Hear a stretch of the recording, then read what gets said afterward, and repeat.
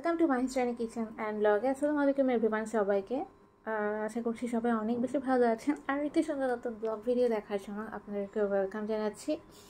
আজকে শেয়ার করব নতুন কয়েকটা রেসিপি যেটা আমি ট্রাই করেছি, আর সাথে আম্মুকে কী গিফট দিলাম, আর সেই সাথে ডেইলি ব্লগ তো থাকছেই। আশা করছি পুরো ব্লগ ভিডিও আপনার সাথেই থাকবেন।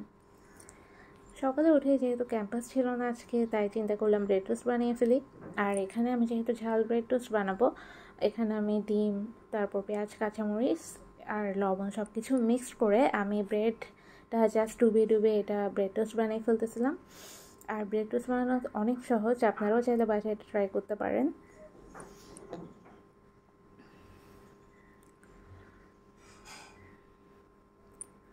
তারপর এই তো আমি একটু লালচে ব্রাউন কালার ব্রেড টোস্টটা বানিয়ে নিব। ব্রেড টোস্টটা বানানো হয়ে গেলে আমি পাশে এখানে চা বসিয়ে দিয়েছি। আর চা ছাড়া তো আমার চলবেই না সকালবেলা। এই তো নাস্তা রেডি করে ফেলেছি। আর এই নাস্তাটা কিন্তু যারা ব্যাচেলার আছেন তারা সহজেই 10 মিনিটের মধ্যে বানিয়ে ফেলতে পারবেন। আর স্টুডেন্টের জন্য এর থেকে বেস্ট অপশান তো আর হয়ই না। হয়তো আমার এখানে নাস্তা করা হয়ে গিয়েছে। আর আজকে আমি একটু ব্যাংকে যাব, যেহেতু বেতন দিতে হবে ভার্সিটির। তো হয়তো পেমেন্ট ক্লিয়ার করার পরে আমার একটা ফ্রেন্ড বালি আর্কেডে আসতেছিল, আর ও নাকি ড্রেস কিনবে। তো আমি ওর সাথে একটু গেলাম। তারপর এই তো ড্রেসেস চয়েস করার পরে আমরা চলে গিয়েছিলাম একটু কেয়ারিতে। তারপর এই তো আজকে আমি আমার আম্মুর জন্য এই গিফটটা কিনে এনেছি। অনেক দিন ধরে চিন্তা করতেছিলাম আম্মুকে কিছু একটা গিফট করব, কিন্তু আমি ড্রেস গিফট করতে চাচ্ছিলাম না। কারণ ড্রেস থেকেও আম্মু কিছুদিন ধরে একটা ব্লেন্ডার কিনতে চাচ্ছিল। তো আমি চিন্তা করলাম যে ব্লেন্ডারটা গিফট করলেই ভালো হবে। তো আমি সিলেক্ট করেছি এখানে কিয়ামের যে ব্লেন্ডারটা আছে সেটা। আশা করছি যে এটা ভালোই হবে। তো এই ব্লেন্ডারটা এখানে প্রায় 3টা জার ছিল। আর এই তো আর যে আমার সব থেকে যেটা ভালো লেগেছে সেটা জারগুলোর মধ্যে লেখা ছিল কোনটাতে কি করা যাবে। এই যে এখানে শুকনো উপাদানগুলো করা যাবে, যেগুলো আদা, রসুন, তারপর হলুদ, এই ধরনের মশলা জাতীয় সেগুলো করা যাবে। আবার একটা আছে জারের জন্য, আর একটা বিভিন্ন রকমের চাল ডাল এসব করার জন্য লিখে দেওয়া। এটা আসলে অনেক বেশি সুবিধা হবে আম্মুর জন্য। তারপর আমি এখানে একটু লেবুর শরবত বানিয়ে নিয়েছিলাম, কারণ এসে আমার খুবই খারাপ লাগতেছিল গরমের মধ্যে।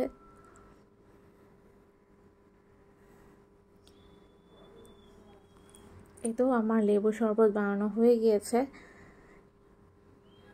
আর আমি এখানে একটু হালকা ঠান্ডা পানি আর নর্মাল পানি মিক্স করে দিয়েছিলাম।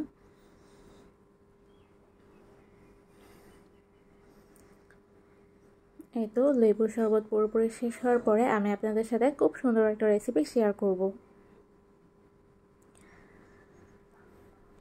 আপনারা চাইলে ডিমটাকে এভাবে খুব সুন্দরভাবে রেসিপি বানিয়ে খেতে পারেন। একটু ডিফারেন্টও হবে আর আপনাদের ভালোও লাগবে। তো এখানে আমি প্রথমে পেঁয়াজ দিয়ে নিচ্ছি। এটা ভালোভাবে কষিয়ে যাওয়ার পরে মরিচ, হলুদ আর ধনিয়া গুঁড়া দিয়ে আমি ভালোভাবে মিক্স করে নিয়েছি। আর এখানে আমি টমেটোও দিয়ে নিয়েছি। ভালোভাবে এটা কষিয়ে যাওয়ার পরে আমি ডিমগুলো নিয়ে ঠিক এইভাবেই ছেড়ে দিব প্যানের মধ্যে।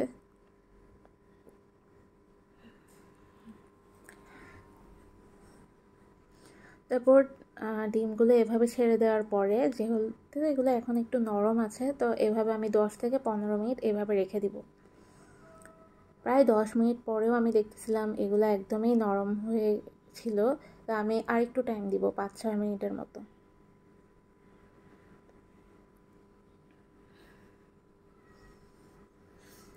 তারপর এই তো 15 মিনিট পরে আমার ডিমটা অনেকটাই বয়েলের মতো হয়ে গিয়েছে। তারপর এটাকে আমি উল্টে দিলাম।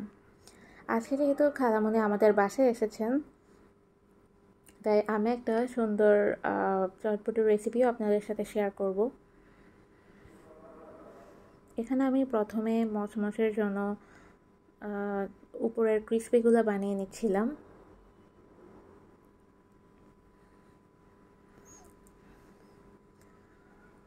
আর এই তো এগুলো আমার বানানো শেষ হয়ে গেলে এগুলো আমি এখানে ফ্রাই করে নিব। আর আম্মু কয়েকদিন আগে মেলা থেকে যে জিনিসটা নিয়েছে ওইটাই হচ্ছে আমরা কাজে লাগাচ্ছিলাম। তারপর এই তো ভালোভাবে এগুলো ফ্রাই করা হয়ে গিয়েছে। এগুলো প্রায় 5-10 মিনিট এভাবে রেখে আমি নামিয়ে ফেলবো।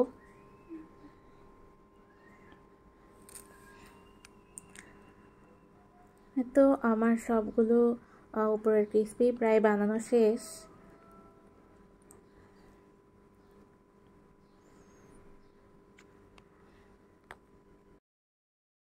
এই তো আমি এখানে সময় নিয়ে প্রায় সব ক্রিসপিগুলো এভাবে ভালোভাবে ভেজে নিচ্ছিলাম। তো আমার ভাজা সব শেষ, আর এখানে আমি এভাবে রেখে দিয়েছি। আর এখন আমি চটপটিটাও রান্না করে ফেলবো। এখানে আম্মু আগে থেকে বুট ভিজিয়ে দিয়েছে। এই তো তারপর আমি এখানে প্রথমে পেঁয়াজটা একটু কষিয়ে নিয়ে সব মিক্স করে দিচ্ছিলাম।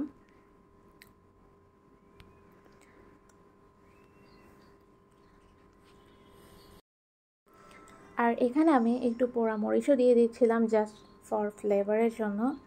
তারপর আগে থেকে যে আলু আমি ম্যাশ করে রেখেছি এগুলোও এখানে দিয়ে নিব। সব কিছু দিয়ে দেওয়া হয়ে গেলে আমি ভালোভাবে মিক্স করে তারপর বুটগুলো এখানে দিয়ে নিব।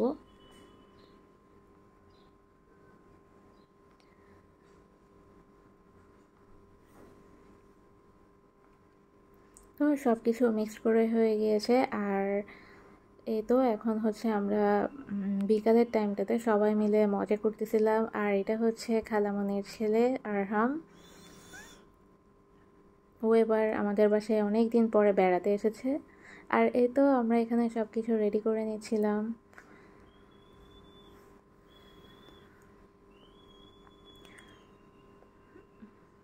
সব কিছু এই তো রেডি করা হয়ে গেছে। বিকেলের টাইমটা আমরা এনজয় করার পরে আমরা প্রায় 2 দিন পুরোটাই এনজয়ের মধ্যে ছিলাম। আশা করছি আজকের ব্লগ ভিডিও আপনাদের অনেক বেশি ভালো লেগেছে।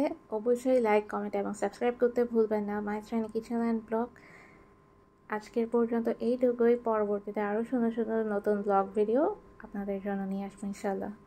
আল্লাহ হাফেজ, টাটা, বাই বাই।